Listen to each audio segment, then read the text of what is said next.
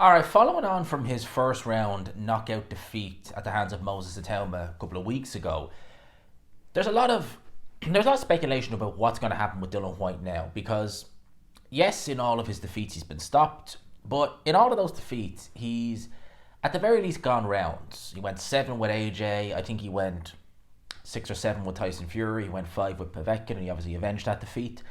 So getting stopped like that in 2 minutes by a 20-year-old Moses Itauma, I'm just looking as poor as he did because he looked really poor in there. He really looked poor, even though aesthetically, and this is what I talked about in the run-up, aesthetically looking good is one thing, but physically the body might not be there. And I drew comparisons going into that fight with Muhammad Ali versus Larry Holmes. Muhammad Ali in that fight against Larry Holmes, I think it was the first time in God knows how many years he was sub 220. I think he was about 216, 217 in that fight, which he hadn't been that weight.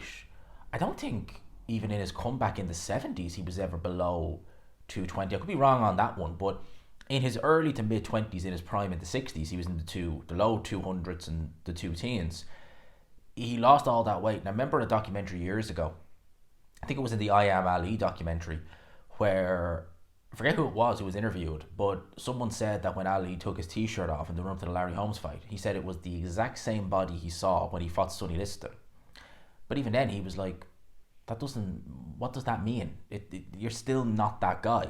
So Dillian Whyte coming in aesthetically looking good, aesthetically pleasing, it really didn't help him at all. If anything, he seemed to have more energy and a bit more bounce in his fight with Ebenezer Tete, where he looked awful, but he still, he looked like he had a little bit of, something in him. Whereas in that fight with Itauma, it wasn't there. So having seen that, 37 years old, has had a real stop-start career over the last 3 years for obvious reasons. It had a lot of us thinking that that's the end of it. And I was saying in the immediate aftermath, just call it quits. Maybe just call it quits and just bow out. Now, no sooner did I say that he started releasing, he was replying to people like Ade and Dev Sani on Instagram saying, I will be back, I will be back, I will be back.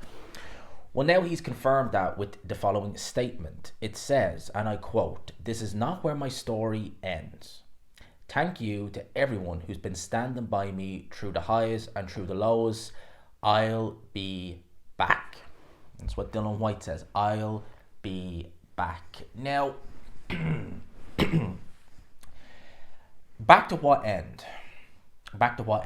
I theorised that in that Moses Itauma fight, while I wasn't picking him to win, if he gave a good account of himself, it could open the door to further paydays. If he brought Itauma some rounds, asked some questions of him, it could eventually lead Dillian Whyte onto some more paydays, potentially, right?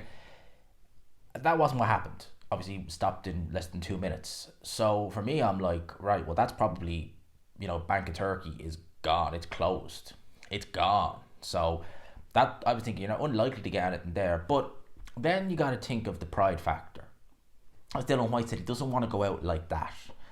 And I don't think a fighter like Dillian Whyte, who's a very prideful man, he would want to go out off the back of a first round knockout loss defeat to Moses Itauma. As good as we think Itauma will be, I don't think he wants to leave the sport with that kind of a legacy as being the last thing you did.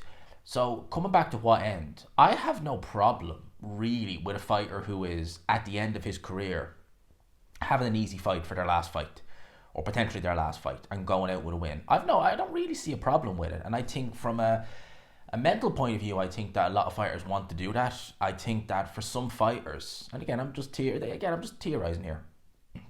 For some fighters, going out on a loss, even if it's to someone like a Moses Itauma, who I think is going to go on to do great things, they don't want to go out with that loss. They want to go out with a win. And they would rather probably go out with a win, even against someone who they're expected to beat, like a little no-hoper. At least that way they're going out with a win, rather than going out on a defeat. Anthony Crawler, when he got destroyed by Vasily Lomachenko back in 2018, he had one more fight. I forget who it was against, but it was like a 10-rounder in Manchester. And he acknowledged it's his last fight. He just wants to go out with a win. And he did. I don't necessarily mind. I don't have a problem with that, really. I can get why you'd want to do that. But when Dillian Whyte says, "I'll be back," to what end? Is that the end? If that's the case, then yeah, I don't necessarily see a problem with that. If you think you're going to get yourself into championship contention, well, that fight told me everything I needed to know. That if I didn't already know it, I know it now. And that's not going to happen. And if you do try and go down that road, well, potentially you're going to risk serious long-term health implications if they haven't already happened.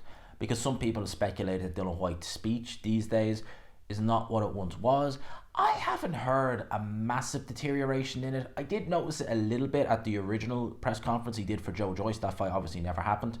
That might be an interesting... No, actually, I wouldn't make him favourite against Joe Joyce even now. But I can't say it's glaringly obvious a deterioration in speech. But saying that, if you persist to carry on, you carry on too long, you may very well see it. You know, Dillian Whyte is someone... It's not even the fights he's had in the professional ring. It's not the knockout defeat. It doesn't help. But Dillian Whyte is known for being someone who does not hold back in sparring and has gym wars. And I think that's one of the reasons why his punch resistance is the way it is. Again, when he was knocked out by Anthony Joshua, a lot of people say that was the deterioration of his chin. And I'm sure it didn't help it. He took plenty of bombs in that fight before getting knocked out in the 7th round. But a year later, he fights Derek Chisora, who's a big puncher. Derek Chisora hit Dillian Whyte loads of times with flush right hands on the chin. Yeah, he felt them, but he didn't show any signs of, keeling over and going down. So I think that Dillian Whyte has probably gradually, over the course of the years in sparring, deteriorated his own chin, and the knockout defeats haven't helped. And I think that long term, you could have some problems. And that's why I'm calling for him to retire. If he's looking to go down the road, as I said, of going and trying to fight another contender or something like that, then I think that's a recipe in fertility, to be honest with you. I don't think it's going to go into... I think all that's going to happen is we're going to see a repeat of the Itauma fight against whoever it may be, but we're just going to see a repeat of it. The only fight I could look at now and say would be a big fight for Dillian Whyte would probably still sell. Probably would. I wouldn't have him winning this fight now at this stage. I'll get to that now in a sec. That only fight is Derek Chisora Trilogy. That's the only fight. I've seen some people saying Deontay Wilder. Possibly, but I think that they both look so shot to bits that it just wouldn't... And yeah, Chisora's not in his prime anymore, but he still has something there. It's quite remarkable, really, that Chisora's been around for as long as he has. And he still has more in the tank than Dillian Whyte at this stage in his career. But I think that's one of the fights. Chisora's next fight is fight number 50, hopefully his last fight. And we thought it might be Dillian Whyte for a while before this Moses Itauma fight was announced. And I think that's probably the only fight I could look at for Dillian Whyte and say, you probably would get a decent payday for it. There probably would be fan interest, Trilogy fight. And given the fact that, you're coming off the back of a first round knockout defeat to Itauma, and given the fact that Chisora has, 13, 14 losses, it probably would be irrelevant. Did it in London, you get a good turnout at the O2. I have no doubt you would. It would probably actually do really good numbers. In terms of where they are in their respective career. You wouldn't be talking like baseball numbers or anything like that, but you know what I mean. So for me, I'm looking at it and thinking, if he's going to come back, you may as well just go and do that. Because going and fighting contenders, I just don't see that working. If you're thinking, I want to get back into championship contention, I want to fight on a Riyadh show or something like that, I just don't see that being feasible. I really don't. Certainly not off the back of that performance against Itauma. Certainly not. And then even Ebenezer Tete prior to that. So those are my thoughts. If Dillian Whyte, as he says, he'll be back, I think it's really Chisora or bust. I really do. Because I look at someone like a Joe Joyce, as bad as he's looked recently, still think he beats Dillian Whyte.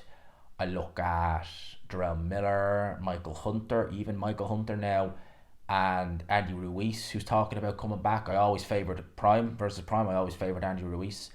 I look at those heavyweights who are maybe kind of the old guard, for want of a better word, and I still think they're more preserved and more fight ready than Dillian Whyte is at this stage. So Chisora, there you go. Trilogy fight. Frank Warren, Queensbury, there you go.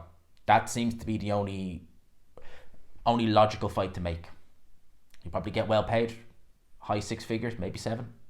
O2 Arena, London will be singing Chisora, Dillian Whyte, Brixton boy. There you go. Makes the most sense. So if Dillian Whyte is coming back, which he says he is, then that's the only road. That's the only route I would go down for Dillian Whyte. But I could be wrong. Let me know your thoughts in the comment section below. Would you rather he just decide enough is enough? Again, Dillian Whyte is a very prideful human being. He's a very prideful man. And I couldn't see him, quite frankly, even though I think he should have just bowed out, I couldn't see him leaving the sport of boxing with that loss to Itauma. I couldn't really see him doing it. So those are my thoughts. Let me know yours in the comment section below. Until next time, people, I hope you enjoyed the video. Smash the like button if you could. Hit subscribe, of course, if you haven't already. And until next time, peace.